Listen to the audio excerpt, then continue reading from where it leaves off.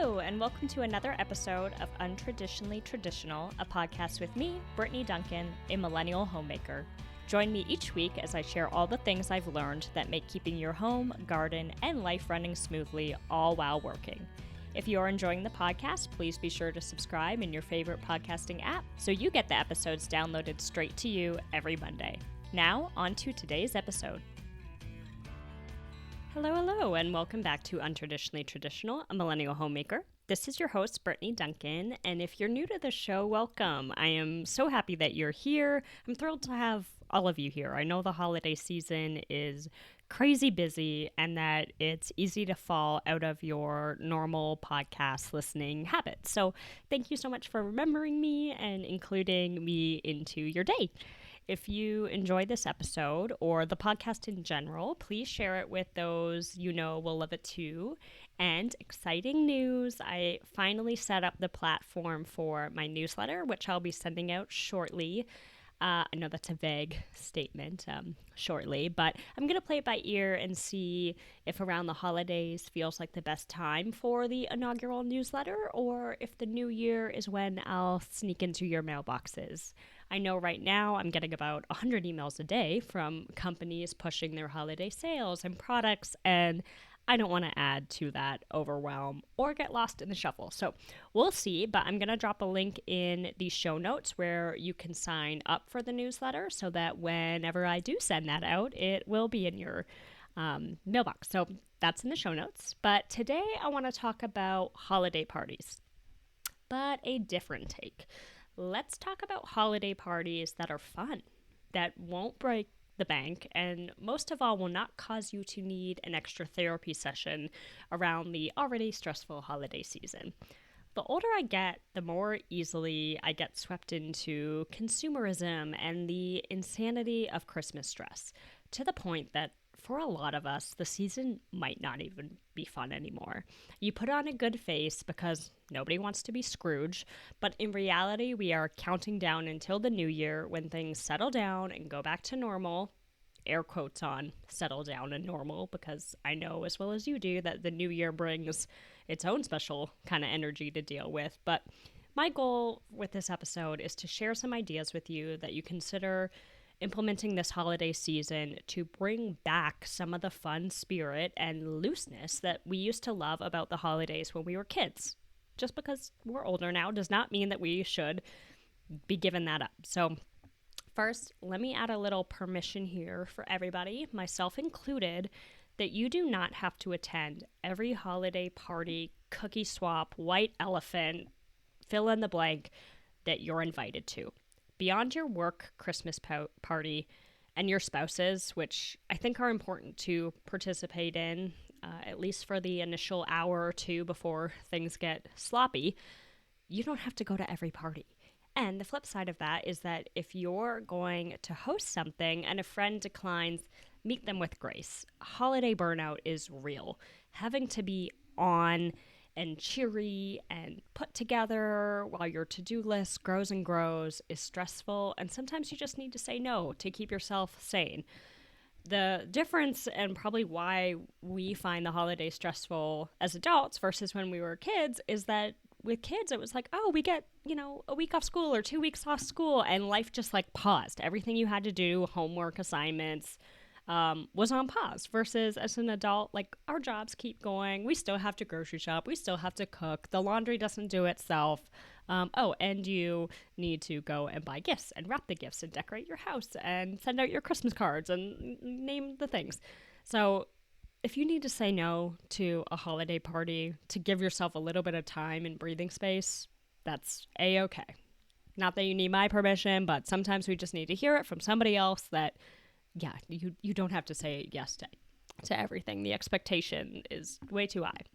But here are some ideas for holiday parties, get-togethers that are low stress and fun that hopefully will give you and your friends or family some time that feels like a breath of fresh air because you're hitting pause on the to-do list and having fun. Okay, let's lay some groundwork here. If you are taking on the task of hosting a holiday party, I think it's fair to ask for support. whether that's a kick in financially or to help with food, whatever it is. Context, these parties are for your close friends, the ones you can throw on jeans and a t-shirt with and be relaxed. So if you are going to ask them for, hey, I'm thinking about ordering pizza, can everybody pitch in like $5 or $10? That wouldn't be weird. So, these are for people that you're close with. But I think in this day and age, people are coming around to the fact that like life is expensive. Feeding people is expensive. So, ask them to bring something. When people say, hey, what can I do to help? Or can I bring something? Give them something to do. Do not take everything on yourself. But the first one is a gingerbread house making party. Now, I'm not talking Martha Stewart homemade gingerbread houses. I mean, if you want to, please, by all means. But I'm talking about the $5 or $10 gingerbread house kits that you get from the grocery or Costco. Buy enough kits for one per person, or more reasonably one per couple. But if you have somebody coming that is just coming by themselves, get them their own kit so that they don't feel awkward and they can still participate. And then pre-open all of the goodies and lay them out in small bowls. So you're going to put all the gumdrops together, you'll put all the peppermint candies together, that kind of thing. And then think about getting some supplemental goodies that people might actually want to snack on versus the generic inclusions that come in the kit. Think Andes mints, which make great shingles on a roof, or meringues, which can be a fun snowman, M&Ms, Skittles, or for my Canadian listeners, Smarties. Oh my God, I miss Smarties so much.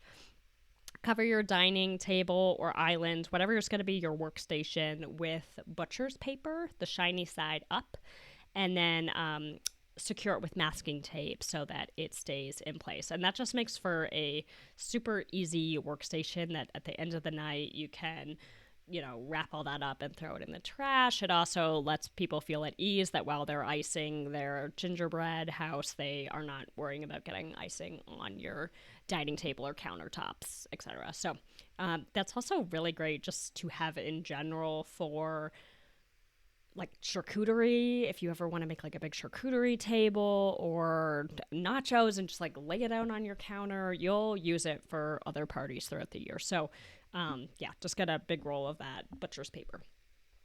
Same idea can be done as the gingerbread house making party, but for cookies. A cookie decorating party. You can get as homemade as you want to with your dough, cookies, icing, toppings. But remember here that the idea is not to be impressive, but to have fun. So, fact is, like with the gingerbread house, like no one's actually eating the gingerbread house. It's just fun to make it and sit around and chat and decorate. Same with the cookies. I mean, if you're getting the store-bought sugar cookies and the, cheap icing, like probably not going to be the best tasting cookie, but it'll be fun for them to decorate. So you get the idea. Ugly sweater or PJs and Christmas movie party. It does not get more simple than this. Add a festive theme for your guests to adhere to, whether it's, hey, wear your ugly sweater, or your Christmas pajamas, or whatever it is. And then fill your living room with extra chairs, floor cushions, pillows, blankets, just so people can cozy up. And then include your favorite holiday movie, ideally a comedy, so people can get a good laugh in.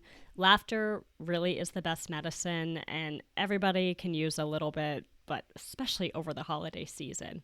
Home Alone, the original, is my personal favorite, but you do you. And then go to Costco, get some, like a big bag of the popcorn, some candy. You could do ice cream sundaes as well. Same thing. Just get a couple containers of Breyers, bowls of toppings. It's fun for people. Pretty low key. A wrapping party is another idea. Go to Costco.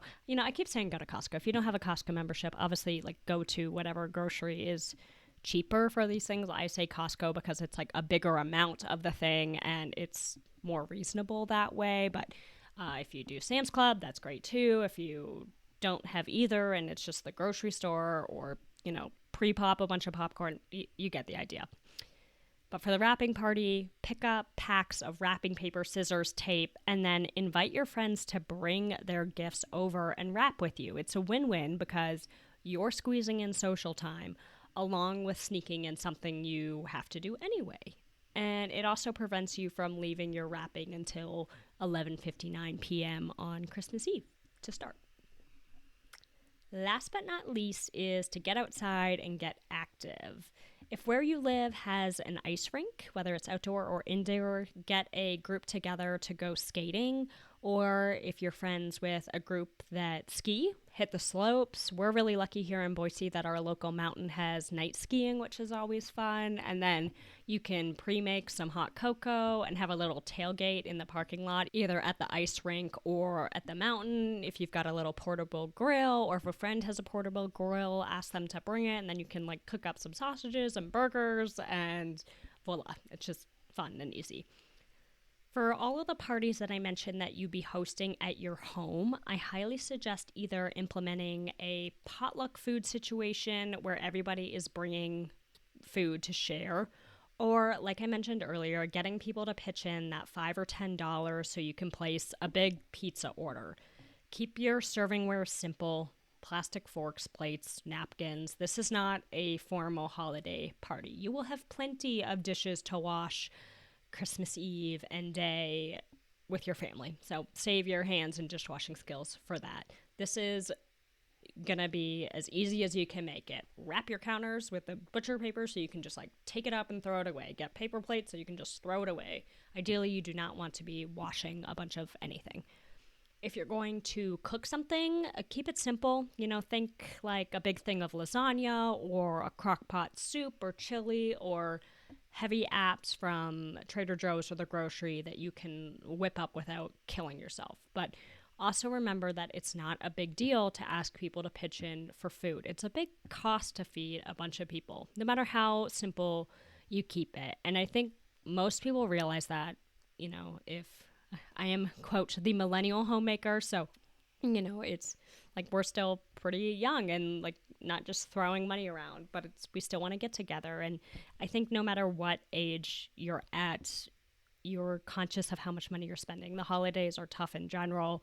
If you've got kids, you're, getting presents for them to be under the tree. It's, the end of the year. We're in whatever situation with the economy. So asking people if they'd be happy to throw in $5 or $10 your way so that they don't have to think about organizing or hosting a party and the food is taken care of, most people would be happy to do. I know I'd be happy to do it. But again, like, just put it out there. You can always say, hey guys, I'm thinking about ordering pizza for the party.